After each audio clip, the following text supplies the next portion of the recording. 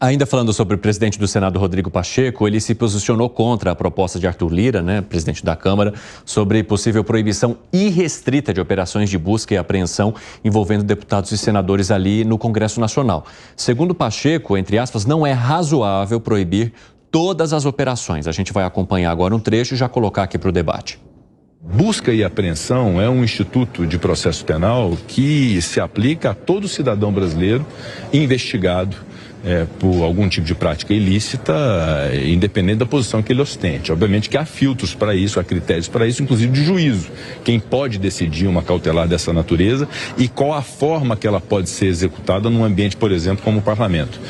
Como se deve operacionalizar uma busca e apreensão no âmbito do Congresso Nacional. Mas não é razoável nós pensarmos a proibição de medidas cautelares contra qualquer tipo de segmento ou qualquer tipo de nível de autoridade pública. Isso é um meio de investigação, dado ao direito de quem investiga poder coletar provas, mas obviamente que isso tem que ter critério, é preciso ter forma, é preciso ter equilíbrio nesse trato. Mas uma proposta que extinga essa possibilidade, eu acho muito difícil de avançar, especialmente por algum vício de constitucionalidade que possa ser apontado.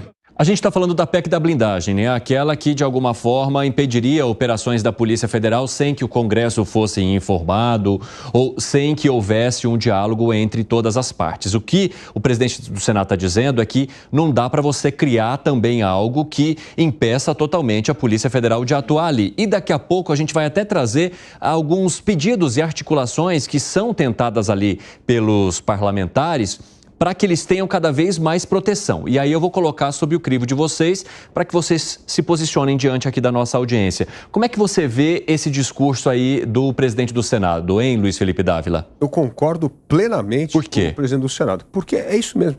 E isso é que deu o nome errado, que o bem o Segre lembrou aqui, de PEC da blindagem. E isso sim é blindar.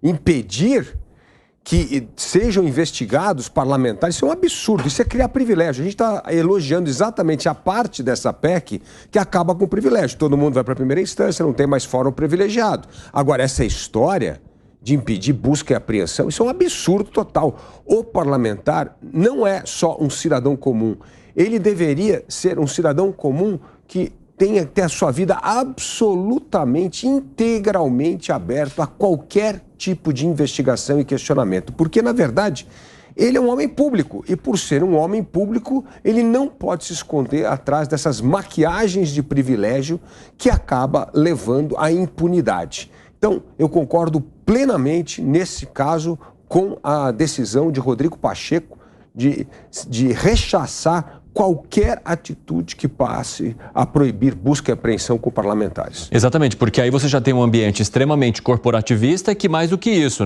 não estaria exposto a qualquer investigação que qualquer um de nós poderia estar caso cometêssemos uma irregularidade ou algum crime, o Gustavo Segre. Mas está certo, o Rodrigo Pacheco está certo. Não pode ter blindagem, deveria ter alguma questão vinculada com... Você já não gosta desse nome, né? Não gosto, acho muito ruim. O nome blindagem é proteção. Quando alguém está blindado, está protegido. Por que tem que ter uma proteção específica? Não estou falando de deputados, senadores, ninguém. Todos devem estar abertos a serem investigados e se não tem nada a temer, então será investigado e a denúncia será desestimada. Mas não é por uma questão de ocupar um cargo, também concordo, não me parece que seja constitucional, o fato de aplicar um foro privilegiado simplesmente pelo cargo que ocupa.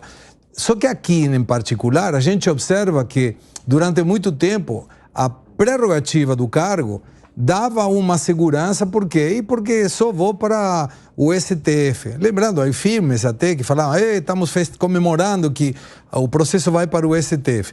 Agora o STF mais politizado está sendo, de alguma forma, um problema para alguns deputados, sobretudo os que estão hoje na oposição. Então esses falam, peraí, é um risco, porque eu tenho que ir para o STF, não tem instância superior. O STF pode ser muito mais rápido que todas as instâncias, primeira, segunda, STJ e STF, e em cima eu estou na mão de uma turma de ministros que pode não ser objetiva se for avaliar o meu cargo. Então, por que correr o risco? Então aí, não, desarmamos essa questão da prerrogativa do cargo e vamos para a primeira instância, que lembrando, como nós conversamos ontem, para a audiência, o foro privilegiado foi instituído na Constituição de 1988 para evitar pressões dos congressistas, dos parlamentares, em relação aos juízes, e não ao contrário.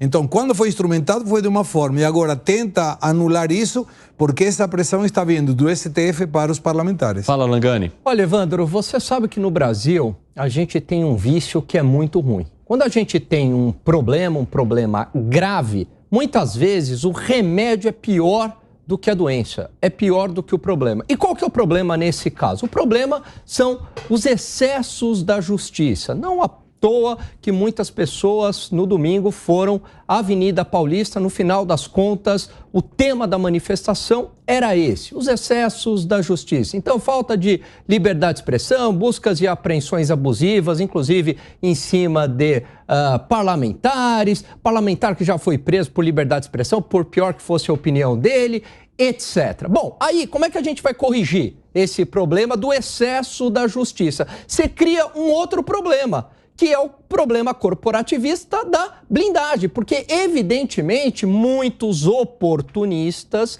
entram aí nessa lacuna e se aproveitam da situação justamente para se blindarem. E aí os bons acabam pagando pelos ruins. Então, como o Dávila colocou aqui, tem uma parte que, de fato, faz todo sentido. A gente não tem que ter uma classe de privilegiados. O conceito de democracia passa por várias vertentes, mas eu gosto daquela. A lei tem que ser igual para todos, ponto final. Então não tem que ter foro privilegiado, foro de função, tem que ser julgado pela justiça comum. Agora, também não dá, né, para dificultar ou impedir buscas e apreensões, prisões preventivas, etc., em cima de parlamentares. Agora, eu concordo que tem que ocorrer algum tipo de rito informal. Isso também é algo institucional, só não é escrito. Nem todos os problemas a gente resolve com lei. O que você acha, Fábio Piperno?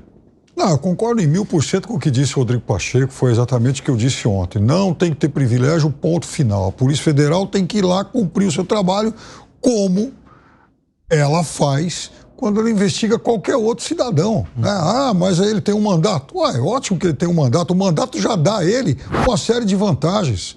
Ou será que existe alguma outra categoria de cidadão brasileiro que desfrute de tantos benefícios, né, de tantos penduricalhos, vantagens, como, por exemplo, os nossos queridos ilustres parlamentares? Então, eles já têm, digamos, esse pacote de exceção. Portanto, não faz sentido algum acumular algum outro tipo de privilégio. Então, se a Polícia Federal, né, enfim, os órgãos de investigação entenderem que o seu parlamentar, Zé da Silva, tem que ser investigado e tem que haver busca e apreensão no gabinete dele, vai lá, faz a busca e apreensão e ponto final. Até porque não dá para a gente estabelecer alguma forma que minimamente proporcione alguma informação privilegiada para que ele consiga eventualmente sonegar alguma coisa, esconder alguma coisa, porque a gente sabe muito bem como isso funciona aqui no Brasil. Agora, há uma reclamação de que há algumas buscas e apreensões em cima de deputados parlamentares que são excessivas, como aquela do Carlos Jordi, que ele foi bastante verborrágico, que até então, pelo que a gente conhece, é porque numa conversa de WhatsApp tinha lá o meu líder. Isso não quer dizer muita coisa, concorda, Piperno? Eu posso chamar você aqui meu camarada, não quer dizer... Você sabe que no caso do Carlos... Teve acesso. Por isso que eu fiz essa ressalva. Você sabe que no caso do Carlos Jordi, e honestamente eu não tenho nenhum motivo para fazer qualquer tipo de defesa, estabelecer algum tipo de atenuante em relação a ele, até porque ele usou de forma, eu diria, muito imprópria, para ser muito gentil, um vídeo que eu gravei o ano passado. Mas olha... Eu não sei realmente se a Polícia Federal tem alguma informação adicional que a gente não conheça. Se foi só aquilo, eu achei que o Jordi fez, por exemplo, muito menos do que os parlamentares que estavam naquela sessão, naquela sessão de 11 horas da Comissão de Fiscalização que eu já citei aqui mais de 10 vezes. Porque lá teve gente que pediu explicitamente intervenção militar. Você disse a reunião ministerial? Que você não. Houve uma reunião de 11 horas. Tá. Que o Piperno falou que tinha ouvido... Transparência e fiscalização, 11 horas, né? Então tem gente que pediu claramente, com todas as letras, intervenção militar, artigo 142, GLO, aconteceu de tudo. Inclusive levaram até mesmo desembargador aposentado lá para reforçar, né, esse discurso todo. E, por exemplo, a Carla Zambelli, num belo dia, ela pediu que os generais de 4 estrelas, né, ela faz inclusive essa diferenciação, tomassem alguma atitude. Eu acho, se o Jordi foi só aquilo, o Jordi fez muito menos do que toda essa turma. Agora, falando ainda sobre a PEC da blindagem, os parlamentares, eles acreditam que o projeto não deve andar no Senado. Ali na fala do presidente do Senado, Rodrigo Pacheco, isso já fica meio que claro para a gente que acompanha isso, né?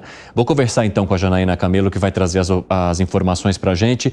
Essa opinião de Pacheco pode, de alguma forma, afetar essa tramitação? Hein, Janaína? Bem-vinda. Boa tarde, Evandro. Boa tarde a todos.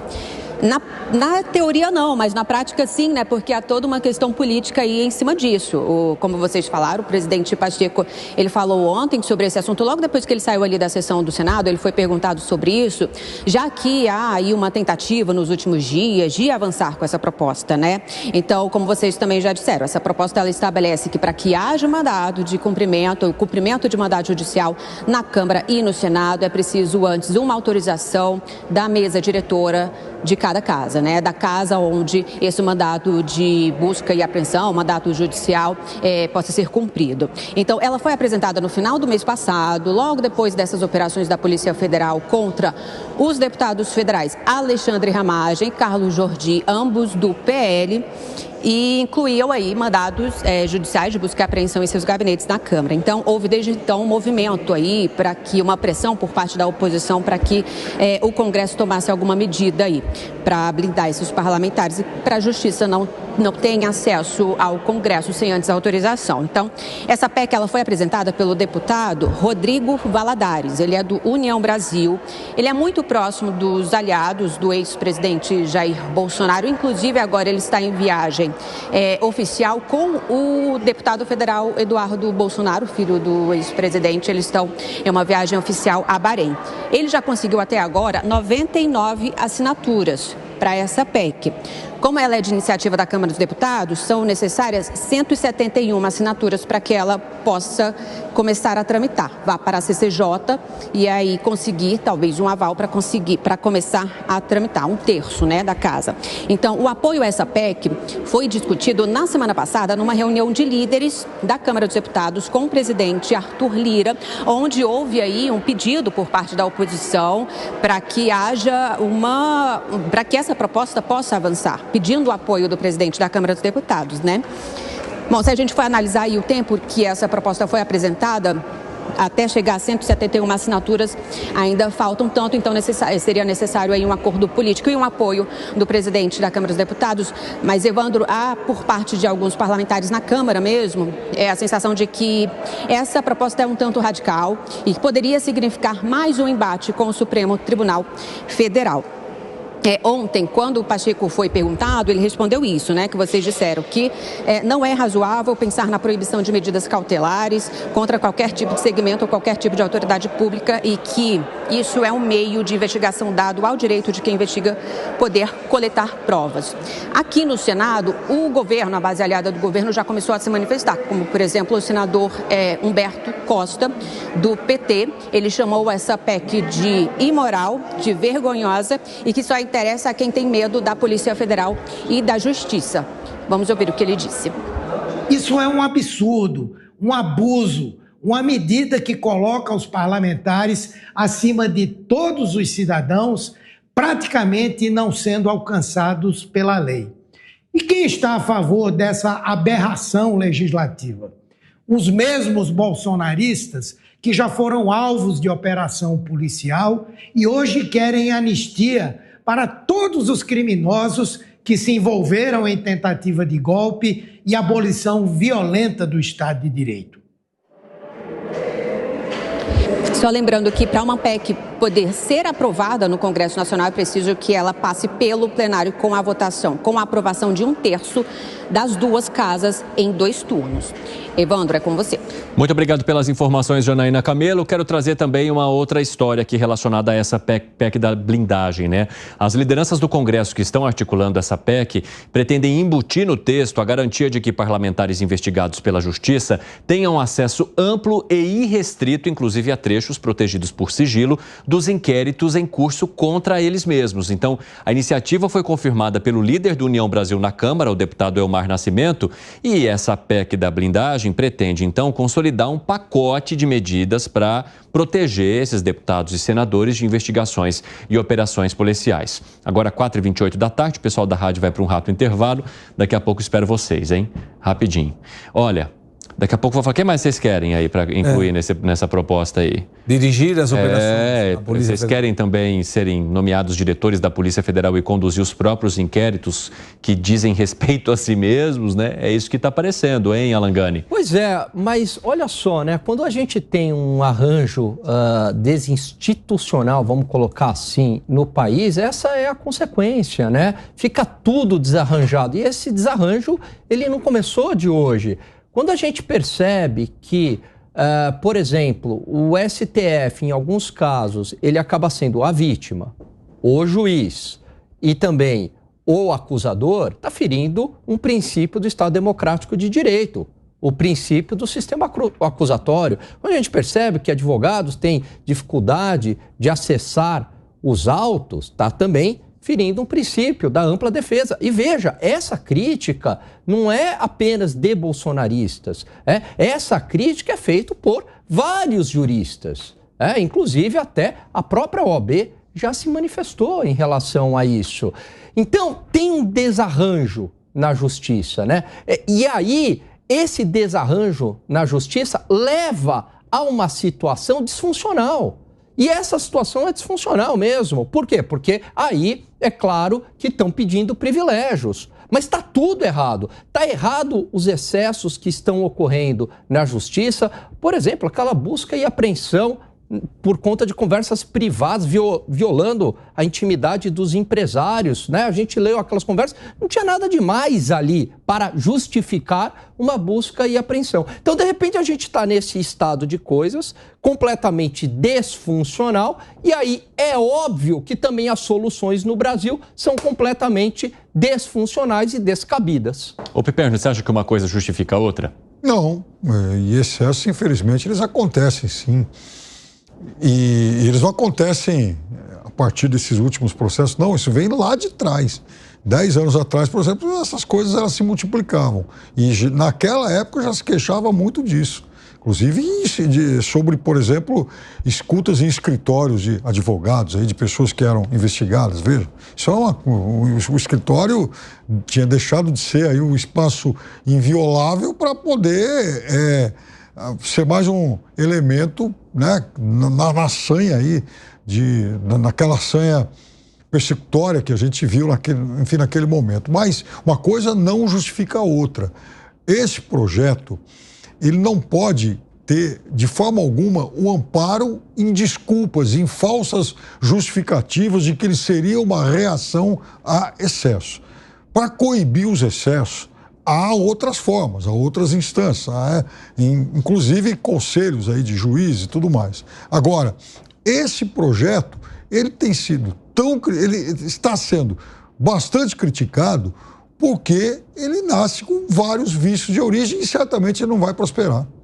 E aí, Gustavo Segré? Eu fico pensando, se não tivesse acontecido de novo o 8 de janeiro, não estaríamos falando nada disso, nada. E a dúvida é, já faz mais de um ano que isso aconteceu e ainda continua tendo buscas de apreensão, presos, detidos, o processo continua andando, mas deveria ter um tempo para finalizar, para fazer o que deve ser feito, verificar as investigações, propor o processo, abrir a livre defesa e concluir com uma sentença e terminar com esse assunto. Ouvir o senador Humberto Costa falando sobre que querem proteção, lógico, a oposição quer proteção porque não tem juízes que vão interpretar que o CEP está errado, que não tem problema. Todo mundo da corrupção está livre, gente. Tem um ex-governador do Rio, Sérgio Cabral, mais de 100 anos de sentença. E o cara está livre. Então, lógico, a oposição tem medo porque hoje temos uma sequência de ações do STF que mostram que tem uma direção nessas investigações. E como não tem amizade com juízes, como teve a esquerda na época da Lava Jato, então não tem a possibilidade de apelar a um amigo que anule a leniência, outro que verifique uma sentença que estava errada ou que descondene a outro. Então está certo, mas não deveria ter privilégio nenhum, chame-se como se chamar, seja do partido que for. Luiz Felipe Dávila, e de que forma que isso tem que ser também acompanhado pela sociedade, né, por todos, para que não se aprove um projeto sorrateiramente que protege e traz mais privilégio para essa categoria que já tem privilégio de sobra? Não só traz mais privilégio, mas vai distorcer ainda mais o funcionamento das instituições. É interessante, o Segre, que gosta de analisar sempre aí a linguagem corporal e mesmo o discurso do presidente do Pacheco e do senador petista, né? A diferença é brutal. Um ali está defendendo a instituição. Como é que nós temos... Por que isso é um privilégio descabido? Por que isso fere a Constituição? Então ali está defendendo justamente a preservação da instituição.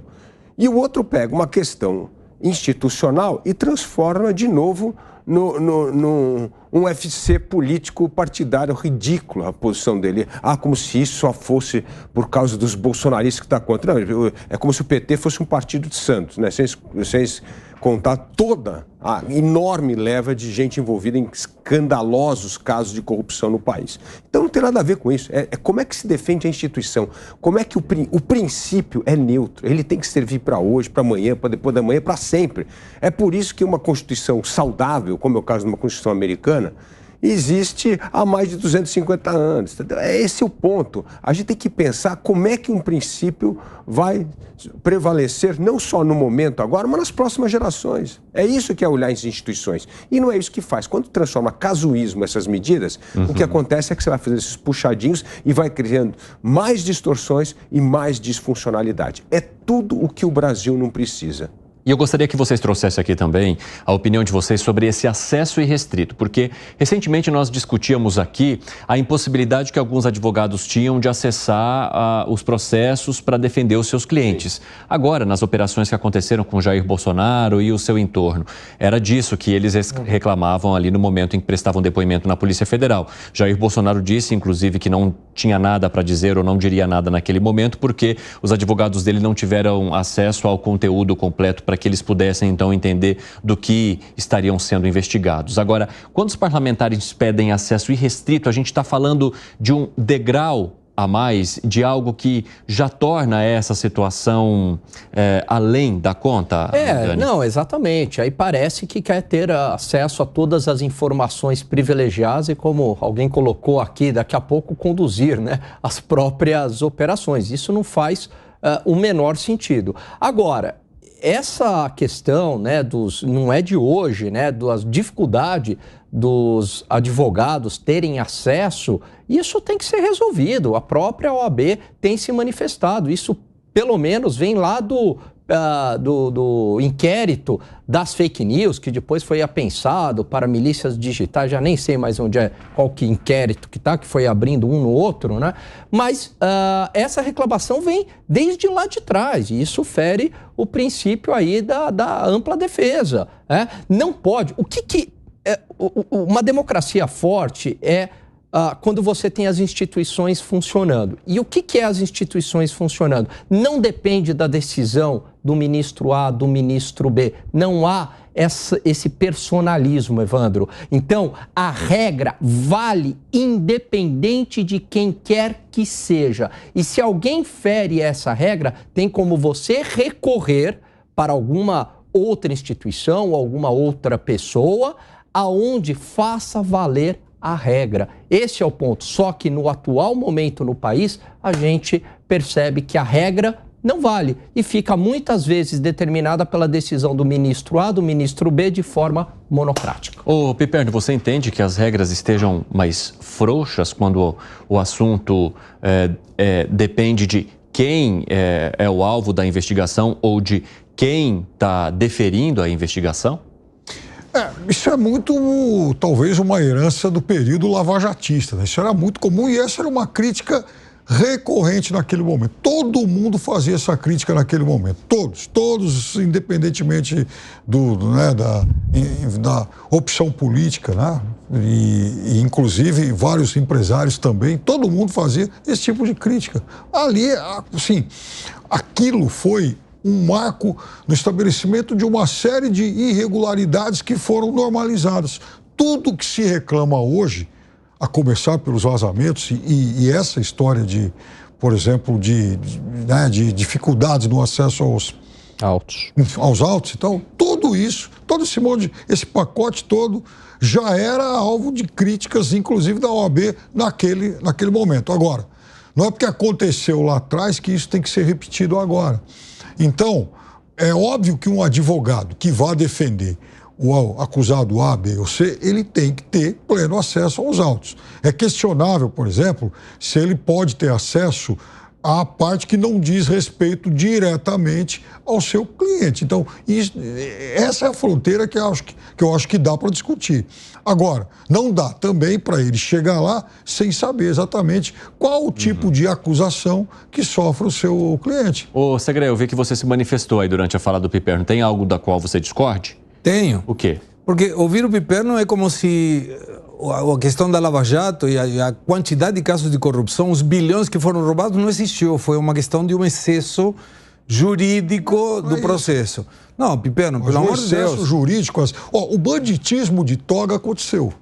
O banditismo. Ou seja, peraí. Então, quer dizer que porque teve um juiz que foi investigar e depois a gente pode até discutir se as formas foram corretas. Não, juiz, isso não. Decisão. Então, peraí. Um juiz em primeira instância, 3 juízes em segunda instância, 5 no STF. Todo mundo disseram um complô, inventaram... Não disse isso. Não, então me explica. Não entendi. Lava Jato pode ter alguma exageração? Exagero? Pode. Mas a corrupção existiu.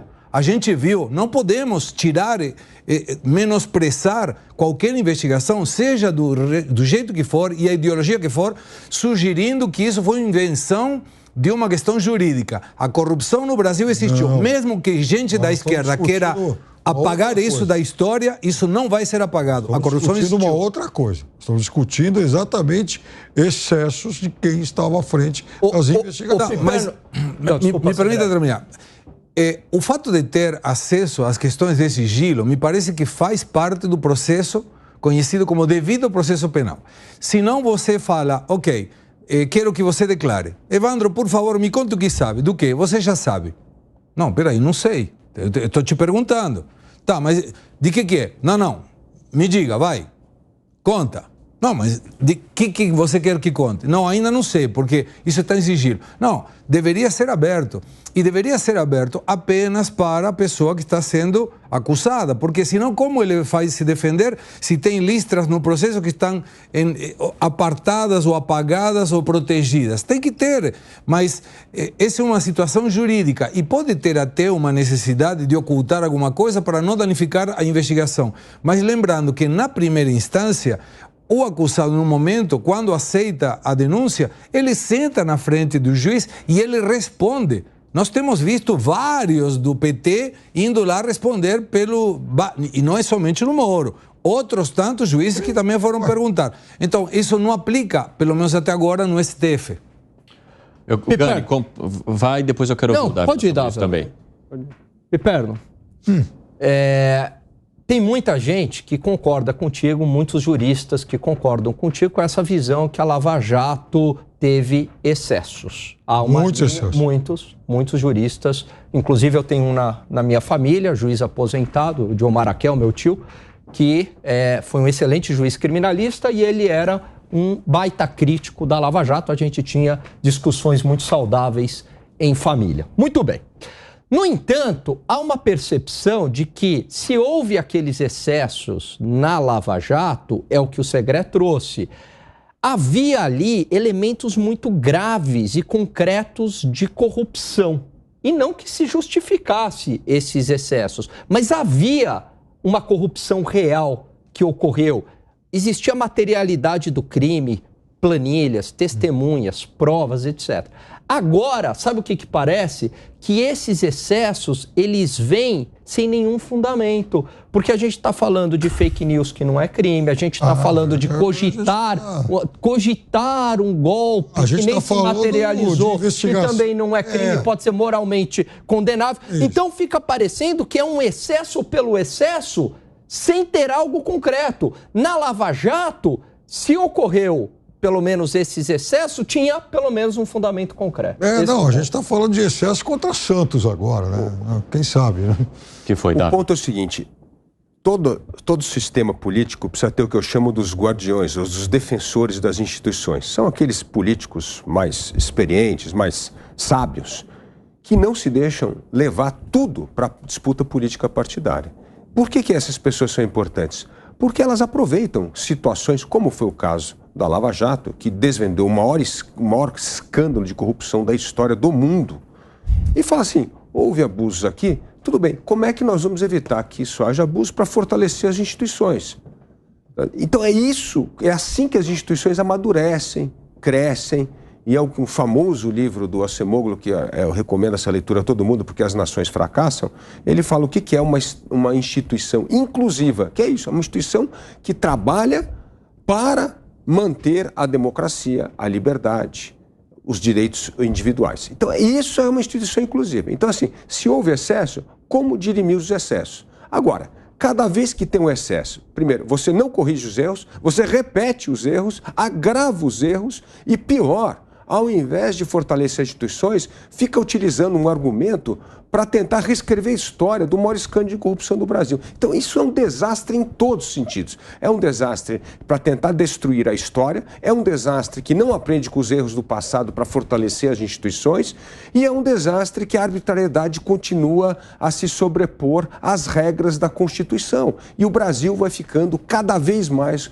com instituições debilitadas, degeneradas e que caem no descrédito popular. Aí o que acontece, Evandro? Temos o apelo ao candidato populista. Porque o que é o candidato populista? É o antissistema. Olha, todo sistema que está aí, isso é tudo corrupto, isso é tudo uma porcaria, nada vale, só vale que eu sou o seu representante legal da vontade popular. Então, você vai minando a democracia a cada ponto que não há as correções institucionais necessárias para fortalecer as instituições, para aumentar a credibilidade das instituições e para derrotar essa imagem de que o salvador da pátria no país é o antissistema.